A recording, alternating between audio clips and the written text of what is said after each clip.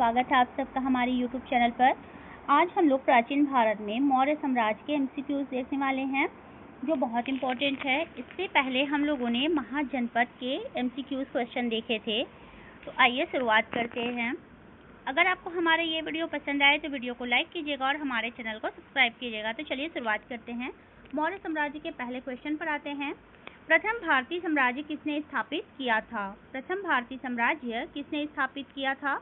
तो हमारा सही आंसर हो जाएगा चंद्रगुप्त मौर्य ने। प्रथम भारतीय साम्राज्य किसने स्थापित किया था? चंद्रगुप्त मौर्य ने। चंद्रगुप्त मौर्य भारत का प्रथम ऐतिहासिक सम्राट था।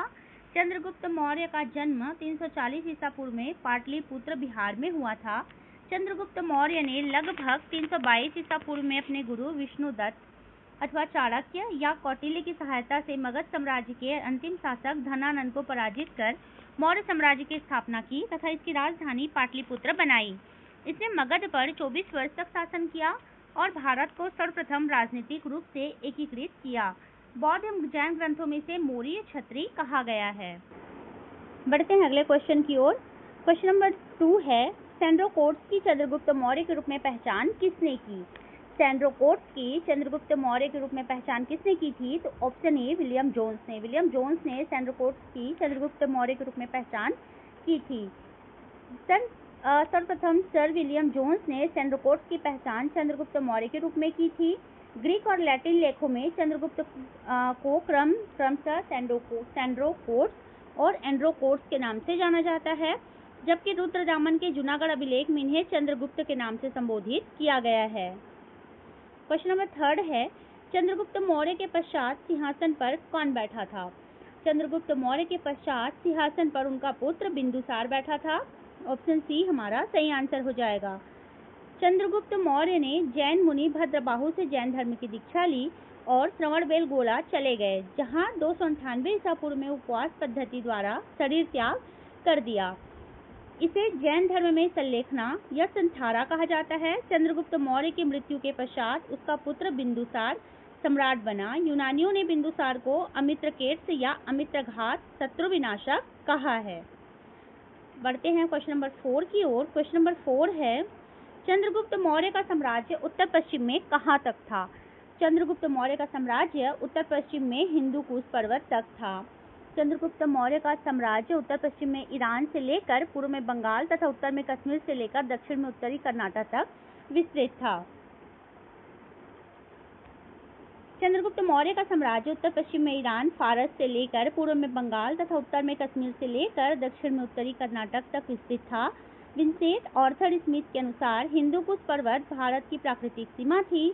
पाटलिपुत्र इस विशाल साम्राज्य की राजधानी थी। रुद्रदामन के जूनागढ़ अभिलेख से पश्चिमी भारत पर भी इसका अधिकार प्रमाणित होता है। क्वेश्चन नंबर 5 है, सेल्यूकस निकेटर, जिसे अलेक्जेंडर द्वारा सिंध एवं अफगानिस्तान का प्रशासक नियुक्त किया गया था, को किस भारतीय राजा ने पराजित किया था?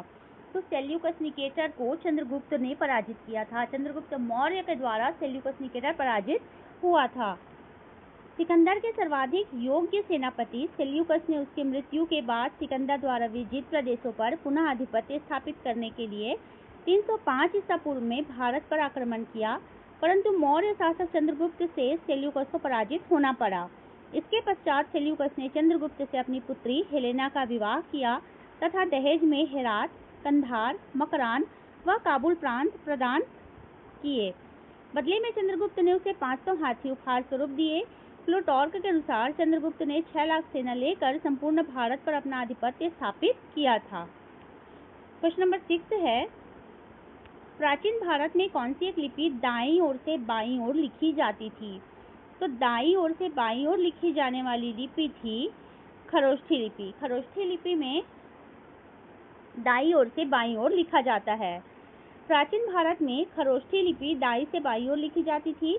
यह मुख्यतः उत्तर पश्चिम भारत की लिपि थी। इसे पढ़ने का श्रेय मैसन, प्रिंसेप, नॉरिस, लेसेन, कन्निघम आदि विद्वानों को जाता है। शाहबाज गढ़ी और मानसेहरा के बृहद शिलालेख खरोष्ठी लिपि में हैं, जबकि ब्राह्मी लिपि बाईं से दाईं ओर लिखी जाती है। अगला क्वेश्चन है, क्वेश्चन नंबर 7 है, चंद्रगुप्त मौर्य के दरबार में भेजा गया यूनानी राजदूत कौन था? चंद्रगुप्त मौर्य के दरबार में भेजा गया यूनानी राजदूत था मेगास्थनीज। मेगास्थनीज को चंद्रगुप्त मौर्य के दरबार में भेजा गया था। चंद्रगुप्त मौर्य के दरबार में यूनानी शासक सेल्यूकस निकेटर ने मेगास्थनीज नामक राजदूत भेजा था। चंद्रगुप्त मौर्य ने पश्चिमोत्तर भारत में तत्कालीन यूनानी शासक सेल्यूकस निकेटर, जो सिकंदर का सेनापति था, को 305 ईसा पूर्व में पराजित कर दिया। मेगास्थनीज ने इंडिका नामक पुस्तक में मौर्यकालीन सामाजिक, आर्थिक एवं राजनीतिक व्यवस्था का विस्तृत विवरण दिया है, जबकि पाटलिपुत्र को समानांतर चतुर्भुज कहकर पालीब्रोथा के नाम से संबोधित किया तथा नगर के पदाधिकारियों को एस्टिनोमुई कहा है। क्वेश्चन नंबर 8 है, बिंदुसार ने अशोक को किस विद्रोह को समाप्त करने के लिए भेजा था? बिंदुसार ने अशोक को तक्षशिला के विद्रोह को समाप्त करने के लिए भेजा था। ऑप्शन बी हमारा सही आंसर हो जाएगा। बौद्ध धर्म ग्रंथ दिव्यावदान से ज्ञात होता है कि बिंदुसार के समय तक्षशिला में 2 विद्रोह हुए थे। इन विद्रोहों का दमन करने के लिए बिंदुसार ने एक बार अपने छोटे पुत्र अशोक को तथा एक बार अपने बड़े पुत्र सुसीम को भेजा था। तिब्बती विद्वान तारानाथ के अनुसार नेपाल के विद्रोह को भी अशोक द्वारा ही समाप्त किया गया था। वायु पुराण में अशोक को भद्रसार, जबकि जैन ग्रंथों में उसे राजबलि कथय या सिंहसेन कहा गया है। चलिए आगे बढ़ते हैं, क्वेश्चन नंबर 9 पर आते हैं। सारनाथ स्तंभ का निर्माण किसने करवाया था? सारनाथ स्तंभ का निर्माण अशोक ने करवाया था। ऑप्शन बी हमारा सही आंसर है। सारनाथ स्तंभ का निर्माण कराने वाला सम्राट अशोक था। सारनाथ का स्तंभ धर्म चक्र परिवर्तन की घटना का स्मारक है, जिसका निर्माण अशोक ने कराया था। इस स्तंभ पर निर्मित सिंह की आकृति शक्ति का प्रतीक मानी जाती है। वर्तमान में यह अशोक स्तंभ के नाम से भी जाना जाता है और इसको भारत गणराज्य द्वारा भारत के राष्ट्रीय चिन्ह के रूप में स्वीकार किया गया है। मौर्य युगीन सभी स्तंभ बलुआ पत्थरों से निर्मित है। अशोक पहला भारतीय शासक हुआ जिसने अपने अभिलेखों की सहायता से प्रजा को संबोधित किया था। क्वेश्चन नंबर 10 है, किस अभिलेख में अशोक का नाम उल्लेखित है? किस अभिलेख में अशोक का नाम उल्लेखित है? तो ऑप्शन डी मास्की का लघु शिलालेख अभिलेख, जो कि कर्नाटक में स्थित है, जिसमें अशोक का नाम देवनामप्रिय अशोक के नाम से उल्लेखित है। आइए इसका डेफिनेशन देखते हैं। सम्राट अशोक के अशोक नाम का उल्लेख मास्की अभिलेख कर्नाटक में है, देवनामप्रिय अशोक के नाम से। इसके अतिरिक्त गुर्जरा, नेट्टूर तथा उदयगोलम अभिलेखों में अशोक की उपाधियों प्रियदर्शी या प्रियदस्ती का उल्लेख है।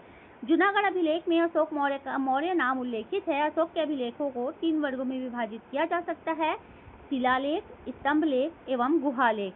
अशोक के प्रधान शिलालेखों में 13वां शिलालेख कलिंग विजय सबसे बड़ा शिलालेख है, जबकि रुम्मिनदेई सबसे छोटा अभिलेख है। क्वेश्चन नंबर 11 है, मौर्य मंत्री परिषद में कौन राजस्व एकत्रीकरण करने से संबंधित था? मौर्य मंत्री परिषद में कौन राजस्व एकत्रीकरण करने से संबंधित था? तो समाहर्ता। Option A is the correct answer. Maurya परिषद में राजस्व एकत्रीकरण के लिए उत्तरदायी मंत्री को समाहर्ता के नाम से संबोधित किया जाता था। मौर्य मंत्री परिषद में राजस्व एकत्रीकरण के लिए उत्तरदायी मंत्री को समाहर्ता कहा जाता था। अंतपाल सीमावर्ती दुर्गों की देखभाल करता था। सन्निधाता राजकीय कोषाध्यक्ष तथा प्रदेष्टा फौजदारी न्यायालय का न्यायाधीश था, जबकि व्यवहारिक दीवानी न्यायालय का न्यायाधीश था। मौर्य काल में कर चोरी हेतु दंड स्वरूप मृत्यु दंड का प्रावधान था। भाग एवं बलि थे। भाग एवं बलि क्या थे? तो राजस्व का स्रोत। भाग एवं बलि प्राचीन भारत में राजस्व के स्रोत थे। ऑप्शन बी हमारा सही आंसर हो जाएगा। प्राचीन भारत में भाग एवं बलि राजस्व के स्रोत थे। कौटिल्य के अर्थशास्त्र के अनुसार भूमि का स्वामी राजा हुआ करता था। वह भूमि से उत्पन्न उत्पादन के एक भाग का अधिकारी था। इसे कर का भाग कहते हैं। इसी प्रकार बलि भी राजस्व का स्रोत था। अशोक ने लुम्बिनी यात्रा में भाग 1/6 से घटाकर 1/8 कर दी थी तथा बलि को माफ कर दिया था। अर्थशास्त्र में बलि का तात्पर्य उपकर से है, जो राजा उपज के अतिरिक्त भाग को प्रजा से लेता था। राजकीय भूमि की व्यवस्था करने वाला प्रधान अधिकारी सीताध्यक्ष कहलाता था। क्वेश्चन नंबर 13 है, किस स्तंभ में अशोक ने स्वयं को मगध का सम्राट बताया है? तो भाब्रू स्तंभ में अशोक ने स्वयं को मगध का सम्राट बताया है। अशोक ने स्वयं को मगध का सम्राट भाब्रू स्तंभ में बताया है। भाब्रू जो वैराट राजस्थान में स्थित है, स्तंभ लेख में अशोक ने स्वयं को मगध का सम्राट बताया है। यह अभिलेख अशोक को बौद्ध धर्मावलंबी प्रमाणित करता है। भाब्रू अभिलेख में अशोक ने स्वयं को मगधाधिराज कहा है। अशोक ने भाब्रू अभिलेख में बुद्ध, धम्म तथा संघ के प्रति आस्था व्यक्त की है। चलिए आगे बढ़ते हैं। क्वेश्चन नंबर 14 में आते हैं। रज्जुक कौन थे? रज्जुक कौन थे? तो मौर्य शासन में अधिकारी थे। अशोक के तीसरे अभिलेख में रज्जुक नामक अधिकारी का उल्लेख मिलता है। रज्जुक कौन थे? मौर्य शासन में अधिकारी थे। अशोक के तीसरे अभिलेख में रज्जुक नामक अधिकारी का उल्लेख मिलता है। रज्जुकों की स्थिति आधुनिक जिलाधिकारी जैसी थी, जिसे राजस्व तथा न्याय दोनों का अधिकार प्राप्त था। क्वेश्चन नंबर 15 है। अशोक के जो प्रमुख शिलालेख संगम राज्य के विषय में हमें बताते हैं, उनमें सम्मिलित है। तो अशोक के जो प्रथम शिलालेख संगम राज्य के विषय में हमें बताते हैं, उनमें सम्मिलित है दूसरा और 13वां शिलालेख। ऑप्शन सी हमारा सही आंसर है।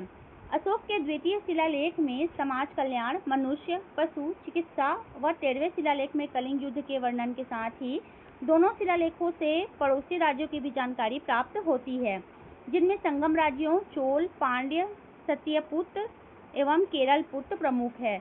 9वां शिलालेख धम्म समारोह की चर्चा तथा 11वां शिलालेख धम्म नीति की व्याख्या से संबंधित है। क्वेश्चन नंबर 16 है। कौटिल्य का अर्थशास्त्र किससे संबंधित है? कौटिल्य का अर्थशास्त्र किससे संबंधित है? तो राजनीतिक जीवन से। कौटिल्य का अर्थशास्त्र राजनीतिक जीवन से संबंधित है। कौटिल्य का अर्थशास्त्र राजनीति शास्त्र का एक ग्रंथ है। इसमें मुख्यतः राजनीतिक सिद्धांतों का वर्णन है। इसमें चक्रवर्ती सम्राट राजा के कर्तव्य, विस्तृत कर प्रणाली तथा सामाजिक स्थिति पर प्रकाश डाला गया है। कौटिल्य का राजत्व सिद्धांत यूरोपीय दार्शनिक मैकियावेली के राजत्व सिद्धांत से अधिकांश रूपों में समानता रखता है। इस आधार पर इसे भारत का मैकियावेली कहा जाता है। अर्थशास्त्र में कुल 15 अधिकरण, 150 प्रकरण तथा 600 श्लोक हैं। कलिंग युद्ध किस वर्ष हुआ था? क्वेश्चन नंबर 17 है। कलिंग युद्ध किस वर्ष हुआ था? कलिंग युद्ध 261 ईसा पूर्व में हुआ था। कलिंग युद्ध कब हुआ था? 261 ईसा पूर्व में हुआ था। आइए इसका डेफिनेशन देख लेते हैं। अशोक के 13वें शिलालेख से ज्ञात होता है कि अशोक ने अपने राज्याभिषेक के 8वें वर्ष में कलिंग पर आक्रमण किया और कलिंग की राजधानी तोसली पर अधिकार कर लिया। इस युद्ध में हुए भयंकर नरसंहार से अशोक ने युद्ध नीति को त्याग कर धम्म नीति को अपनाया। क्वेश्चन नंबर 18 है। वह संत जिसने अशोक को बौद्ध धर्म के प्रति आकर्षित किया कौन था? वह संत कौन था जिसने अशोक को बौद्ध धर्म के प्रति आकर्षित किया? तो ऑप्शन बी उपगुप्त था। वह संत जिसने अशोक को बौद्ध धर्म के प्रति आकर्षित किया वह उपगुप्त था। ऑप्शन बी हमारा सही आंसर है। अशोक को बौद्ध भिक्षु उपगुप्त ने बौद्ध धर्म में दीक्षित किया था। इन्हें अलक्षणक बुद्ध भी कहा जाता है। कलिंग युद्ध के बाद अशोक ने युद्ध नीति का त्याग करके धर्म एवं या धम्म नीति को स्वीकार किया तथा बौद्ध धर्म को ग्रहण कर लिया। क्वेश्चन नंबर 19 है। सम्राट अशोक की वह पत्नी कौन थी जिसने उसको प्रभावित किया?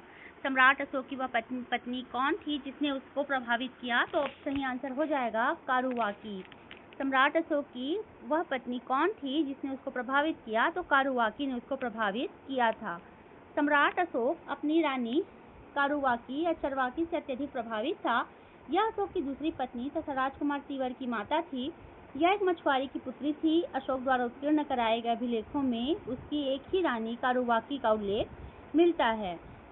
क्वेश्चन नंबर 20 है। अशोक ने संपूर्ण भारत में बौद्ध धर्म का प्रचार किस माध्यम से किया?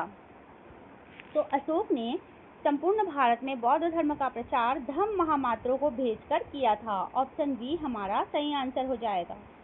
अशोक ने अपने राज्याभिषेक के 14वें वर्ष में धम्म महामात्रों की नियुक्ति की, जिनका मुख्य कार्य जनता में धम्म का प्रचार करना तथा कल्याणकारी कार्य करना आदि था। अशोक ने नैतिक उत्थान के लिए जिन नियमों की संहिता प्रस्तुत की उसे उसके अभिलेखों में धम्म कहा गया है। अशोक का धम्म राहुलोवाद से प्रेरित है। अगला क्वेश्चन है क्वेश्चन नंबर 21। मगध साम्राज्य की राजधानी पाटलिपुत्र के बारे में निम्नलिखित में से कौन सा कथन सत्य है? मगध साम्राज्य की राजधानी पाटलिपुत्र के बारे में कौन सा कथन सत्य है? तो ऑप्शन बी हमारा सही आंसर हो जाएगा। पाटलिपुत्र उत्तर में गंगा नदी से एवं पश्चिम में सोन नदी से घिरा हुआ था। पाटलिपुत्र उत्तर में गंगा नदी से एवं पश्चिम में सोन नदी से घिरा हुआ था। ऑप्शन बी हमारा सही आंसर हो जाएगा। गंगा के दक्षिण में इन नदियों के आसपास का क्षेत्र प्राचीन काल में मगध नाम से जाना जाता था। 5वीं शताब्दी में ईसा पूर्व में मगध की राजधानी को राजगृह से पाटलिपुत्र स्थानांतरित कर दिया गया था।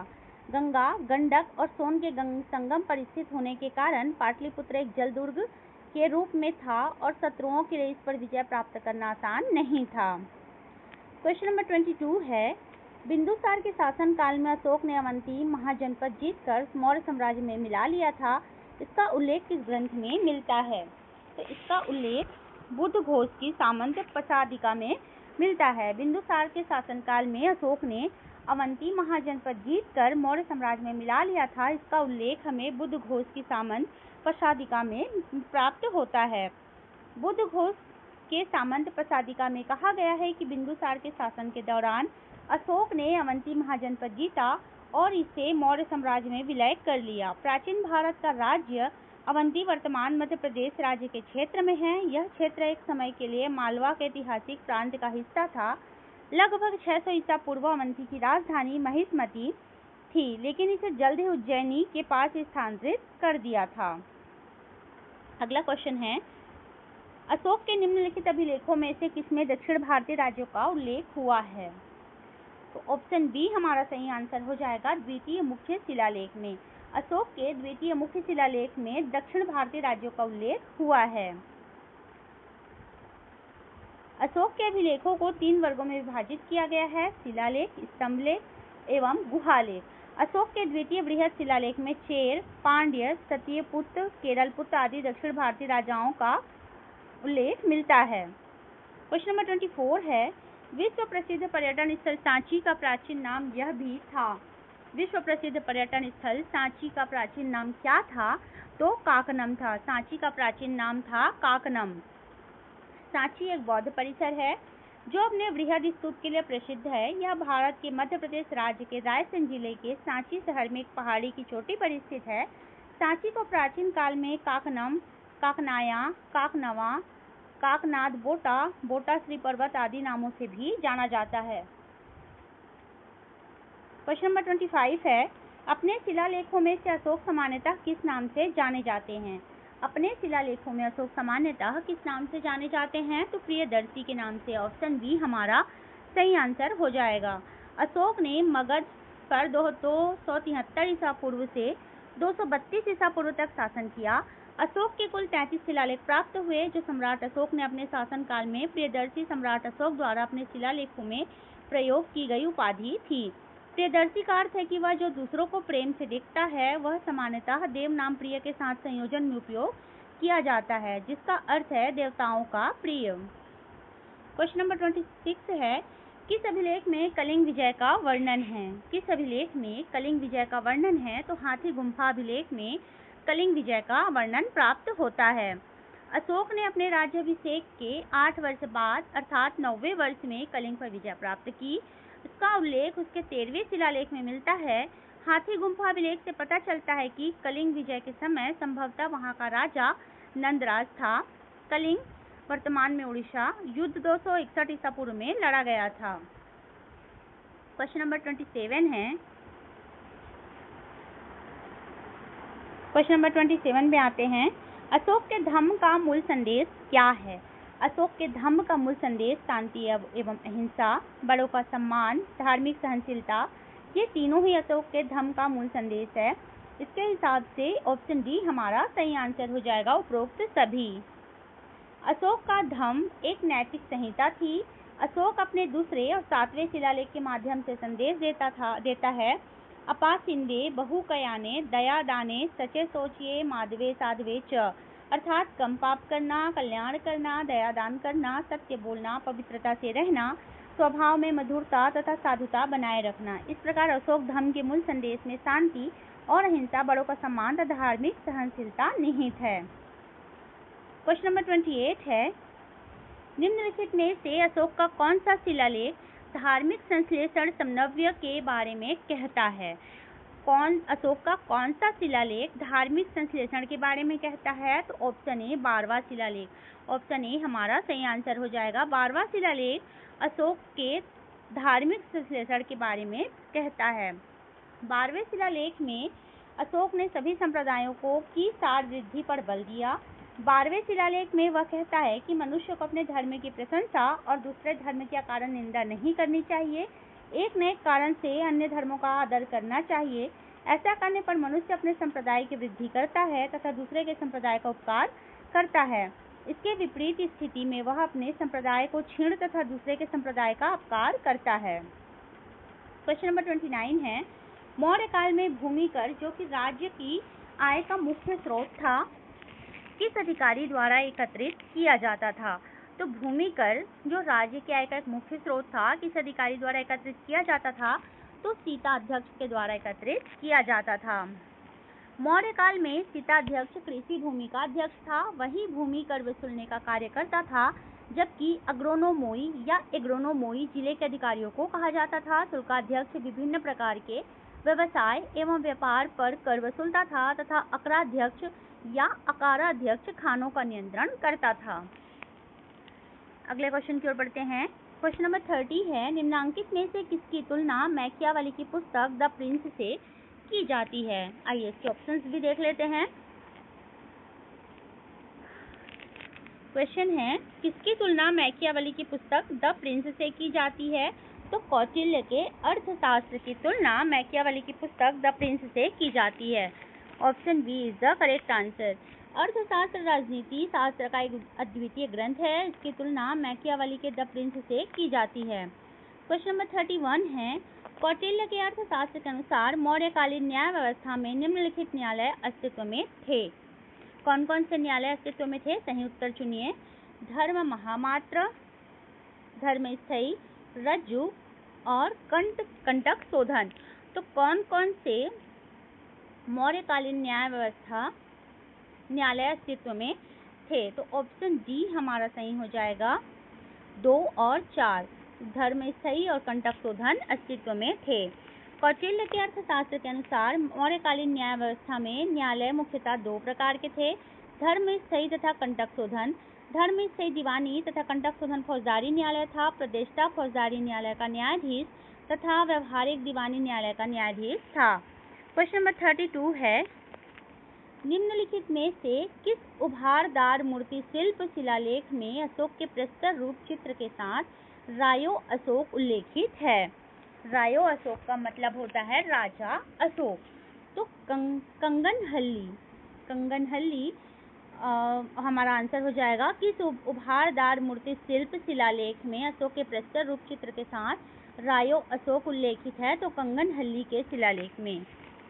कर्नाटक के कलबुर्गी जिले में भीमा नदी के किनारे कंगनहल्ली में बौद्ध स्तूप है।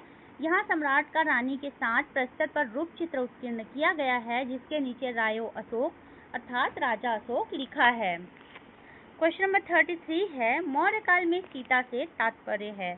मौर्य काल में सीता क्या है? तो मौर्य काल में सीता राजकीय भूमि से प्राप्त आय को कहा जाता था। मौर्य काल में राजकीय भूमि की व्यवस्था सीता अध्यक्ष द्वारा होती थी। इससे प्राप्त होने वाली आय को सीता कहा जाता था। तो चलिए दोस्तों, आज के वीडियो में बस इतना ही। मिलते हैं नेक्स्ट वीडियो में नए टॉपिक के साथ, तो बने रहिएगा हमारे साथ। अगर आपको हमारा ये वीडियो पसंद आए तो वीडियो को लाइक कीजिएगा और हमारे चैनल को सब्सक्राइब कीजिएगा। तो मिलते हैं नेक्स्ट वीडियो में, तब तक के लिए धन्यवाद। जय हिंद, जय भारत।